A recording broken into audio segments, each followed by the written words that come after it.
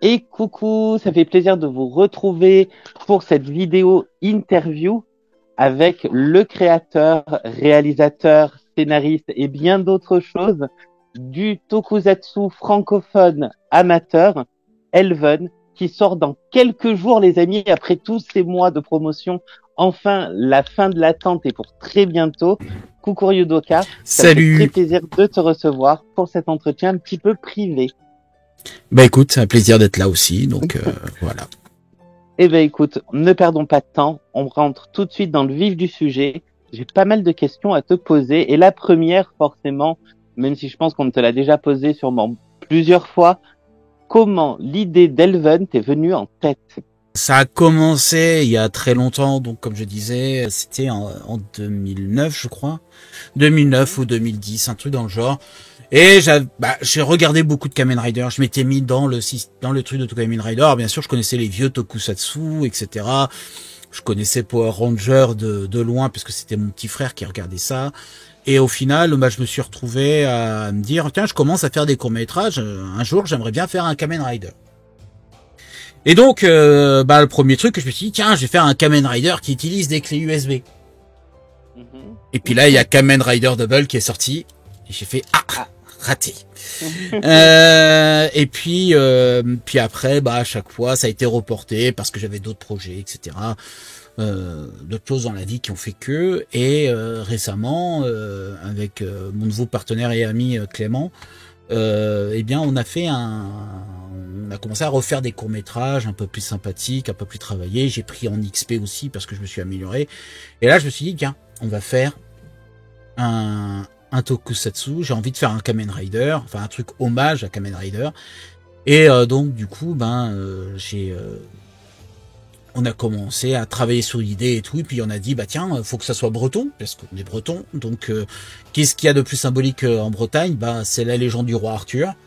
Donc on est parti là-dessus, et puis après, mon esprit fou a fait le reste, on va dire. Voilà, tout simplement.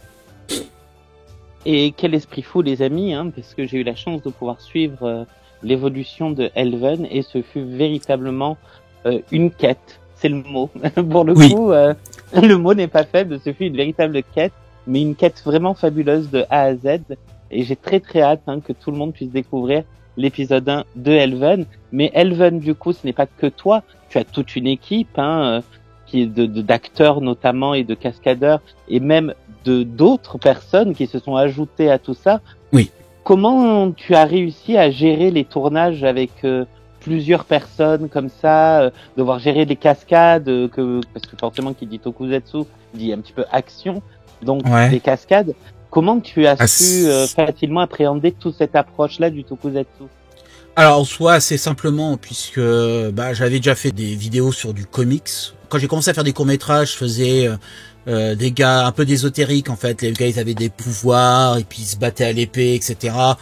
Ayant fait aussi quelques arts de combat de mon côté, c'était facile. Et puis en discuter avec Clem, qui est boxeur, on peut dire ça comme ça, et Pascal, qui joue le personnage de Lankou, qui lui fait du catch. Disons que on a une capacité à comprendre le combat, comment il se fait, etc. Et puis du coup, moi après, j'ai plus qu'à dire, les gars, on va faire en sorte que ce soit joli à la caméra. Et donc ça après, c'est les techniques d'école, tout simplement. On va dire comment on pose la caméra pour un coup, etc., etc., etc. Et donc du coup, gérer ces gens-là, ça n'a pas été compliqué. C'est surtout que là, ils ont tous été bien disciplinés. On rigolait bien, on faisait bien, mais quand je disais silence, ils se taisaient. Quand ils écoutaient ce que je leur disais, donc ça, on est avancé quand même dans une bonne dynamique et une bonne ambiance.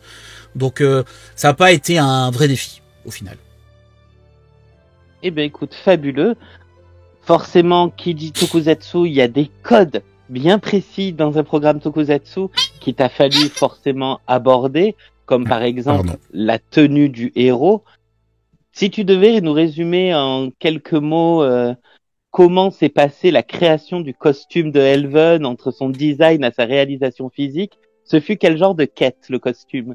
Alors, j'ai commencé à travailler sur un dessin. Bon, ayant vu plusieurs séries de Kamen Rider, j'avais déjà des idées un peu spécifiques. Après, fallait chercher du symbolisme. Fallait chercher aussi les couleurs qui allaient avec ce symbolisme. Donc moi, j'étais parti sur des bases druidiques, du coup, et donc sur un des codes couleurs du druidisme, qui était le noir, le rouge et le blanc. Et à partir de là, bon, on a commencé à broder, on va dire. Donc j'ai fait un dessin que j'ai proposé à Clem. C'est Clem qui a fait tout le cosplay. Hein. De toute façon, vous pouvez retrouver sur Toilette Cosplay, sur Instagram. Voilà, vous verrez toutes les dingueries qu'il fait. Il a de l'or dans les doigts, littéralement. Et donc, on a vu ensemble, on a travaillé ensemble, on a cherché les pièces, on a fait modéliser les pièces aussi. On remercie Sekai no Heart qui nous a fait la ceinture. Vraiment incroyable parce que c'était vraiment le casque et la ceinture, c'était vraiment le sujet le plus difficile. Et puis c'est notre première fois en fait à faire un casque comme ça, et puis une ceinture qui est du coup active, c'est-à-dire qu'on peut l'utiliser avec un mécanisme, etc. Pas juste quelque chose de factice qui ne bouge pas ou quoi que ce soit et puis qu'on fait croire d'ailleurs que ça bouge. Non, là la ceinture on peut mettre la carte, on peut faire tourner, on peut faire tout, sauf la transformation hein, bien sûr. Mais ça reste un objet. mais on voudrait bien. Mais voilà. Et puis après, le personnage de l'hibou s'est posé un petit peu rapidement parce que c'est un messager entre le monde des vivants et le monde des morts chez les Celtes. Et puis on est quand même des fans de Batman et on est fans de la cour des hiboux. Donc c'est pas mal aussi. On s'est dit tiens, ça fait un petit lien avec ce qu'on faisait juste avant et ce qu'on fait maintenant. Donc on est parti sur les hiboux quoi. Voilà. Très très beau lien. D'ailleurs, au passage, n'hésitez pas à suivre Mokoval Studio sur les réseaux, hein, je le rappellerai en fin d'émission. Vous y retrouverez les liens de tous les participants du projet, comme notamment Sekai no Heart, qui effectivement fait un travail fabuleux, les amis. Oui. Question suivante du cours Yudoka, parce que qui dit Tokuzetsu, je le répète, dit code. Un autre code présent dans Elven, c'est un opening et un ending. Tout à fait. Tu as travaillé avec deux artistes fabuleux, Franck Animé Live et Shirayuki. Qu'est-ce que tu peux nous dire justement de cette prise de contact, de la création de ces chansons? Alors Franck, c'était assez simple au final, ça s'est posé comme une évidence. Parce que je travaillais déjà avec lui, j'ai participé aux effets spéciaux de son clip de Senseiya, c'est moi qui ai fait les Cosmo Energy, des trucs comme ça. Et du coup, je travaille souvent avec lui pour ses futurs clips, etc., etc. Donc voilà, c'est un ami, et de toute façon, quand j'ai écrit la chanson, parce que j'ai écrit les deux chansons, du coup, ça s'est posé comme une évidence. En fait, quand j'écrivais la chanson, j'entendais la voix de Franck. Shirayuki, c'est une chanteuse que j'ai découvert avec sa cover du premier opening de Oshinoko. J'ai adoré sa voix et puis je me suis dit on va la contacter, on va lui demander si ça lui tente de chanter cet ending et puis du coup à ma grande joie elle a dit oui et du coup voilà je me suis retrouvé avec un ending et un opening assez différent on doit dire quand même, mais voilà fun avec ce petit côté japonais au rock fatalement hein, pour l'opening parce que moi je suis fan de J-rock et moins de J-pop mais vraiment J-rock. Donc forcément, c'était forcément rock pour moi, avec une petite cornemuse écossaise au début, parce qu'il fallait mettre un petit peu de celte là-dedans. Et voilà quoi. Donc non, franchement, génial en fait au final. Une expérience du coup fabuleuse. Tous ceux qui ont pu découvrir la promotion de Elven au fur et à mesure de tous ces mois, à l'heure où nous parlons, vous avez découvert le 15 janvier l'ending de Elven, cet ending qui s'accompagne d'une fabuleuse et adorable chorégraphie. Yudoka, dis-nous tout, comment tu as convaincu ton casting de faire la chorégraphie de fin? J'ai été un tyran. Je leur ai dit, bon les gars, pour l'ending, il y a une chorégraphie. Ils m'ont regardé, non. J'ai dit, ouais, mais non, les gars, pour l'ending, il y a une chorégraphie. Du coup, j'ai inventé la chorégraphie. Alors, il y avait un mouvement que je ne savais pas trop quoi faire. J'étais un peu bloqué. Et du coup, c'est l'actrice qui joue Maëlle, Sophie, qui nous a donné l'idée du truc, du mix, du coup. Parce que je savais pas quoi faire pendant le mix. Et c'est elle qui a donné l'idée. Et du coup, on a fini la chorégraphie comme ça. Et du coup, je les ai forcés à tous danser la chorégraphie, à l'apprendre et tout. Ça n'a pas toujours été facile. Il y en a beaucoup qui ont fait... Bon, après, quand ils voient le résultat, ils sont tous contents au final. Mais c'est vrai que quand j'étais en train de monter, parce que ça a été très long de monter cet ending là, ça a été quand même, je suis en train de me dire, je suis quand même un satané psychopathe pour avoir fait faire ça. Voilà quoi. Mais bon voilà, c'est fait. Maintenant ils le referont plus, peut-être pas quoi, pas tout de suite du moins. Pas tout de suite du moins. Mais c'est vrai que ce fut un moment vraiment climax de Elven, je trouve, parce que c'est vraiment un code qu'on retrouve dans beaucoup de productions, notamment de Super Sentai et dans quelques Kamen Rider, cette idée d'ending chorégraphié. Et oui, effectivement, c'est très japonais, mais ça fonctionne. Et j'ai trouvé que c'était un bel hommage francophone que tu faisais aux productions Tokusatsu. Et moi, personnellement, j'en suis fan. Et vu que nous sommes en février, les amis, n'oubliez pas, la Chandeleur, on mange des crêpes. Exactement. En regardant Elven. Exactement. D'ailleurs, Ryudoka, autre question. Quelle est ta crêpe préférée? Ah bah c'est celle du héros, c'est la bonne. Hein. J'ai tout donné. La crêpe banane chocolat, pour moi ça a toujours été ma crêpe. En fait, quand je vais dans une crêperie, je mange différentes crêpes ou galettes en fonction des régions salées. Et en dessert, c'est toujours une crêpe banane chocolat. Voilà, c'est pas autre chose. C'est crêpe banane chocolat et tout. Donc voilà. Et quand j'écris le héros, je me suis dit il faut que le héros ait une manie. C'est un des codes du héros de Kamen Rider. Oui. Et donc du coup j'ai dit en fait les crêpes fatalement. À partir de là est arrivée toute la folie qui s'en est suivie. Voilà. Justement, vu que cette partie de Elven, elle vient de toi, quelles autres parties de toi on peut retrouver dans Elven? Qu'est-ce qu'il y a de Ryudoka dans Elven? Au niveau histoire? Au niveau de l'histoire des personnages, oui. Bon, déjà j'ai écrit tout le scénario. Clem a essayé de me fournir quelques idées qui m'ont aidé à réfléchir et à peut-être améliorer le scénario dans un sens ou dans l'autre. Mais l'histoire de base, je l'écris de A à Z. Donc je me suis inspiré de mon quotidien et de mon passif. Je connais beaucoup le druidisme, ayant été fils de druide, donc forcément le druidisme j'ai grandi avec. Donc ça m'a servi à utiliser les codes, ces codes-là, et à les instaurer et les mélanger avec la légende arthurienne, bien que c'est pas bien compliqué de les mélanger avec la légende arthurienne pour le coup. Mais tout a rapport à un moment donné à ça, tout simplement. C'est quelque chose qui est assez récurrent en fait chez moi d'ailleurs. Et il faut qu'il y ait une raison, une logique, un code couleur. Même dans le ending en fait, les couleurs elles sont pas choisies au hasard. Pour le héros c'est en blanc. Pour Maël, c'est en vert, et pour Meriadec, c'est en bleu. Et c'est fait exprès, c'est encore un rapport au druidisme. Donc, je mets tout là-dedans. Pareil, le drapeau du clan des Trois Lumières, c'est moi qui l'ai dessiné. J'ai mis un tribane dedans parce que c'est un symbole druidique, et ça me semblait important de le mettre dedans. Voilà. Autre question du coup, quel est le personnage de Elven qui te ressemble le plus? Aucun, en vrai. Aucun. Aucun ne me ressemble, en fait. Même le héros, Kinan, il a pas de toi? À part son côté crêpe. Oui. Non, c'est vraiment en fait en fait, j'ai aucun personnage qui me ressemble parce que je ne veux pas qu'un personnage me ressemble en fait. En fait, je veux écrire une fiction, donc j'éloigne tout de moi en fait. À une époque, le tout premier personnage que j'ai écrit vraiment, clairement, c'était moi de caractère, c'était moi. Mais depuis, j'écris plus du tout de personnages qui me ressemblent parce que justement, c'est moins intéressant. Je trouve, j'aime bien justement inventer, créer des situations que moi, fatalement, je réagirais peut-être d'une autre manière.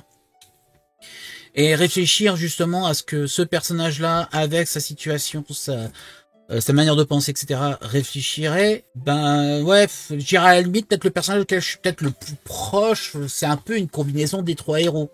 On va dire ça comme ça. J'aime bien écrire, j'aime bien apprendre des choses et tout. Donc j'ai ce côté-là de Meriadec. J'ai le côté crêpe de Kenan. Et j'aime bien bricoler, inventer, créer des choses. Et donc de ce côté-là, j'ai un peu le côté de Maël. Mais au final, aucun de ces personnages-là, séparément, ne pourrait me ressembler. Exactement. Voilà. Ils ont tous un petit peu de toi, mais il n'y a pas de toi complet. Et c'est même pas voulu en fait. C'est-à-dire que j'ai donné ces choses-là encore une fois par rapport au druidisme, donc et non pas par rapport à moi. Donc au final, ouais. Non, je trouve que justement on écrit de meilleures histoires si on arrive à éloigner ces personnages de soi-même. Justement, tu fais bien d'en parler. Elven, et même je te dirais le tokusatsu en général, est vu comme quelque chose pour les enfants, de très enfantin. Elven, ce n'est pas pour les enfants, ce n'est pas un programme qu'on montrerait facilement à un jeune enfant, vu les sujets qui vont y être abordés. Justement, comment toi tu définis Elven au niveau sensibilité du public? Bah comme un Kamen Rider classique, j'ai envie de dire ado, et pour ado et adulte en fait au final. Parce que ça reste assez, il y aura de l'humour bien sûr, mais ça restera assez noir. Comme un Kamen Rider, tout le monde ne ressort pas indemne. Il y a des choses assez dures qui se passeront et il y aura un peu de sang, pas beaucoup, mais il y aura un peu de sang dans ce premier épisode. Voilà, ça donne un peu une idée. Donc oui, ça reste une histoire sérieuse malgré tout. On a mis de nous en fait dans l'histoire tout simplement. Oui. Et oui, moi Kamen Rider, de toute façon, ça a toujours été malgré qu'il y avait toujours des passages un peu rigolos, il y a toujours des trucs assez durs au final dedans. Exactement. Et du coup, moi, je me voyais pas faire un truc totalement rigolo, même si j'adore ça. C'était pas la couleur que je voulais donner à cette série. Eh ben, écoute, moi personnellement, j'adore la description que tu nous en fais, parce que forcément, étant informé des choses, effectivement, Elven est vraiment un programme très gris. C'est pas full positif, full négatif, non, c'est vraiment les deux. Souvent, de nos jours, on définit ce genre de programme comme des programmes doux et amers. Je trouve que ça représente bien Elven, c'est des crêpes douces et amères. Oui, voilà. Ouais, il y a du sucré et du salé. Il y a les deux. Oui, c'est ça. Oui, il y aura des crêpes salées, dans tous les sens, dans Elven, il y aura des crêpes salées. T'es bien que on ne peut pas montrer qu'une seule facette de la crêpe. Ça ne serait pas sérieux. On va parler d'un sujet un petit peu plus terre à terre. Forcément, qui dit production dit coût. À l'heure d'aujourd'hui, par rapport à l'épisode 1 de Elven, vous vous êtes investi, Mokoval Studio, à plus de 200% pour pouvoir produire Elven. Je sais que pour la suite, parce que nous en avons discuté, tu prévois justement de faire appel à la communauté pour t'aider à soutenir le projet et l'encourager. À quel point c'est important justement de recevoir le soutien du public pour pouvoir produire plus facilement la suite de Elven? Donc oui, alors moi je suis à peu près à 4000 € sur ce premier épisode. Clem, il sait pas trop, mais apparemment il est équivalent à moi, donc nous clairement on peut pas continuer avec ce rythme-là. On peut adorer faire Elven, on peut s'éclater dessus et clairement on s'amuse dessus. Mais on a envie de donner plus mais avant de demander à la communauté, il nous semblait normal de montrer ce que nous on était capable de faire avant et d'au moins sortir ce premier épisode. Mais forcément ça va entraîner des frais. On veut mettre une moto, forcément. Alors même si on va prendre probablement une 50 ou une 125, ça reste un achat important qui va devoir tenir puisqu'il faut qu'il tienne pour tous les épisodes. Mais il nous faut une moto. C'est des frais qui sont assez importants et qu'on va pas pouvoir sortir. Il y aura d'autres armures qui vont arriver, d'autres évolutions. Le personnage, rien que Elven, en plus de cette transformation, aura d'autres armures par la suite. Donc tout ça, ça va engendrer des frais assez colossaux au final. Et on n'arrivera pas à tenir tout. Et c'est pour ça que à terme, il faudra on pense passer sur un crowdfunding pour faire une sorte de saison. C'est-à-dire grosso modo, on voudrait faire un crowdfunding pour plusieurs épisodes. Et puis après, une fois qu'on a fait ces épisodes-là, on referait un crowdfunding pour faire la suite, ce qui nous permettrait de mieux gérer le budget et de dire bon voilà, on a ça. Et puis si jamais on n'a pas tout dépensé pour les 3 épisodes, on a toujours ça en surplus pour pouvoir faire la suite.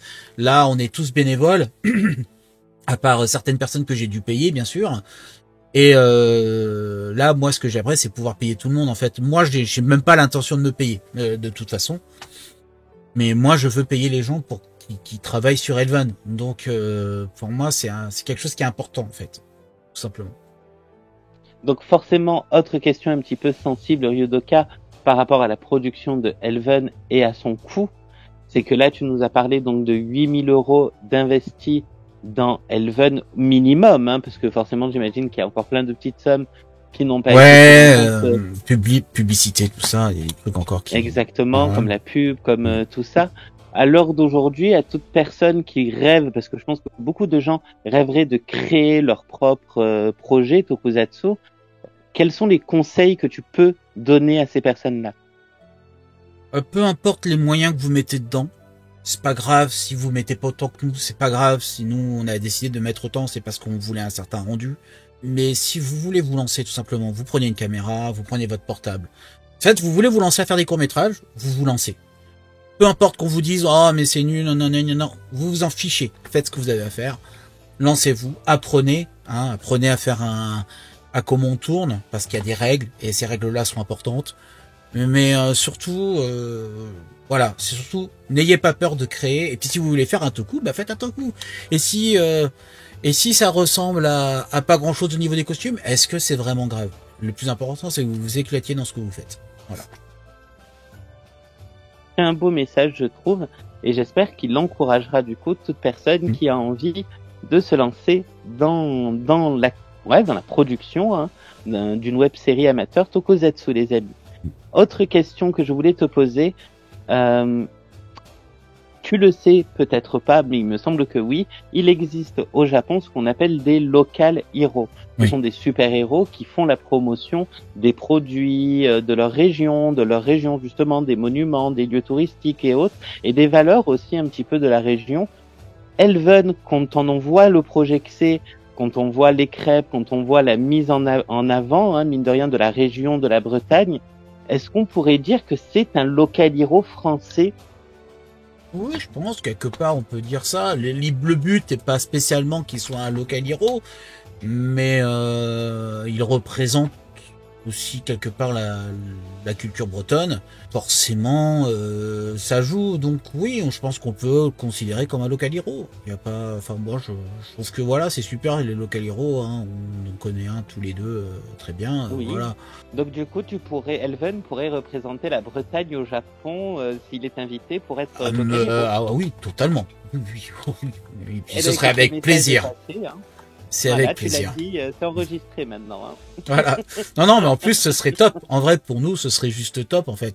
C'est genre être reconnu par le Japon pour notre tokusatsu. Bah, en vrai, quelle fierté, quoi. En vrai, ce serait génial. Voilà.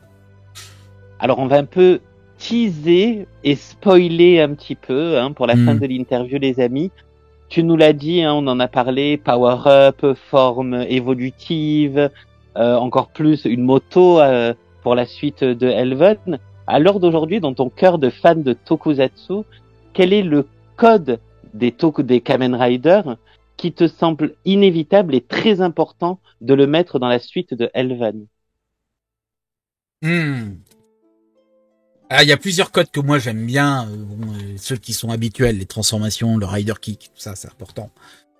Mais ce que j'appelle la déchéance du héros, c'est-à-dire le passage où il lui arrive un truc de ouf et il a du mal à se remettre, il est dans ce passage creux où il a soit il peut pas se transformer, soit sa transformation elle est incontrôlable, soit enfin bref, tous les trucs qui ont eu déjà en fait dans les Kamen Rider. Je trouve que ce passage-là, il est important parce que bon, clairement Kamen Rider, ça suit le voyage du héros de Campbell et en fait ouais, ce passage-là, il est important parce que à la sortie de ce passage-là, le héros est encore plus mis en valeur et je crois que ouais, enfin c'est peut-être celui que j'apprécie le plus parce qu'au final, c'est là à la fin où on a le power-up ultime la plupart du temps. Oui. Et voilà, et donc c'est plutôt cool en vrai, tu vois. J'aime bien ça, quoi. Ah, mais écoute, je pense que tous les fans de Kamen Rider seront d'accord avec moi. Nous aussi, je pense qu'on adore tous ce moment où le héros sombre au plus bas pour remonter et obtenir sa forme ultime. Oui, il a le présent. C'est ça. J'ai très hâte de voir ce que du coup tu nous prépares pour Elven et sa suite. Donc les amis, si on veut voir ça, on sait quoi faire. On soutient Elven dès que, bien évidemment, ce sera possible de le faire. Et ça, il faudra suivre les réseaux sociaux de Mokoval Studio pour être sûr de ne pas les louper. Et si vous les loupez sur Mokoval Studio, ne vous inquiétez pas, sur HeroShock, vous les retrouverez. Bien évidemment, on en fera la promotion et le partage. Mais écoute, Ryudoka, je te remercie beaucoup d'être venu répondre à ces quelques questions. Ça m'a fait très très très plaisir de te recevoir encore une fois pour la promotion de Helven et j'espère que tu reviendras nous voir après la sortie justement. Avec grand plaisir. Pour nous faire un retour sur Helven, comment le public l'a accueilli et nous faire un petit peu le bilan de Helven épisode 1. Eh bien, ce sera avec un grand plaisir. Écoute, comme d'habitude. Passez une bonne fin de journée les amis et on se retrouve très très vite. Bisous bisous. Ciao.